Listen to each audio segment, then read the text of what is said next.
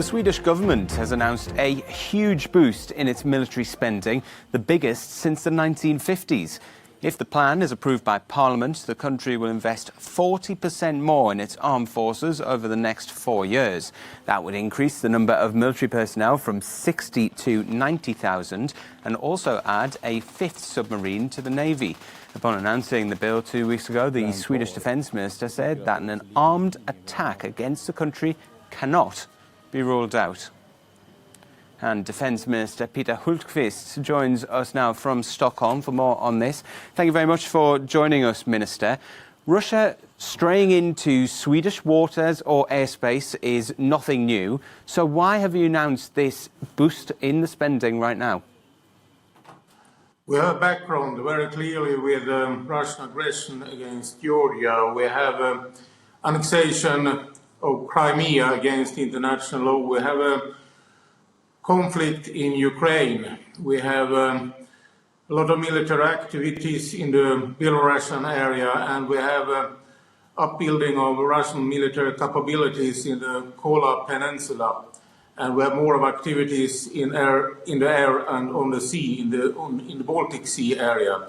So we have for a long time seen an upbuild of military capabilities, and we also have seen that Russia is ready to use military power to fulfill political goals. So we live under realities that we must take new strategy, and we started with that in May 2015 in our last defense decision, and we will continue now in our next defense decision in December this year.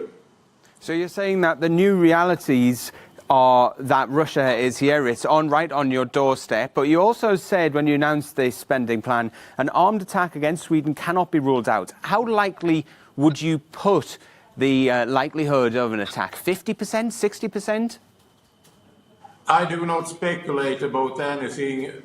What is clear for us is that Russia from time to time has been ready to use military power to fulfill political goals, and we have seen it especially in Crimea, we have seen it in Georgia, and we see it in Ukraine, and we see also their military build-up. So we have made an analysis about this, and we also share the view with the Baltic countries, with the Nordic countries, and also a lot of partners on the international arena, so we are not alone.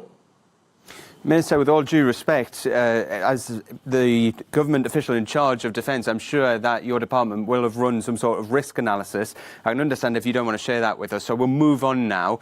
Your country is not a full-time member of NATO. Why not join the military alliance, enjoy that joint military approach that NATO can provide, and save some money at the same time?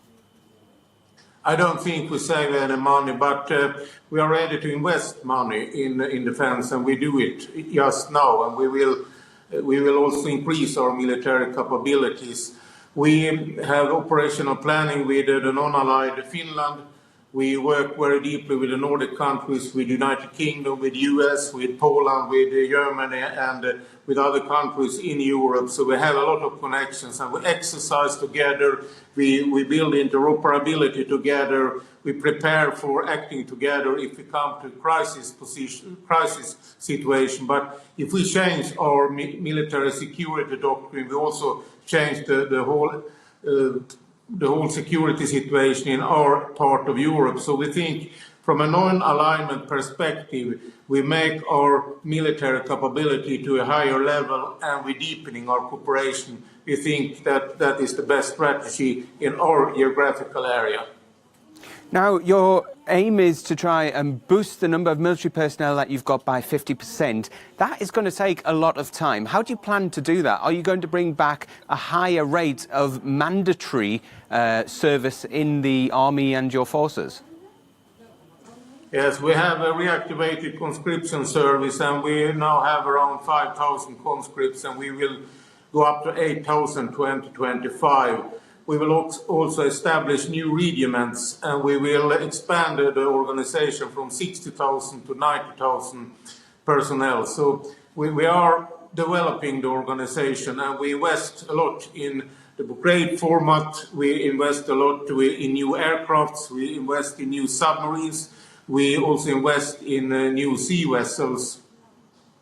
So it looks, on the face of it, you're taking this very seriously by the amount of things that you want to buy. How big a concern is it that you could be on the doorstep of a new Cold War?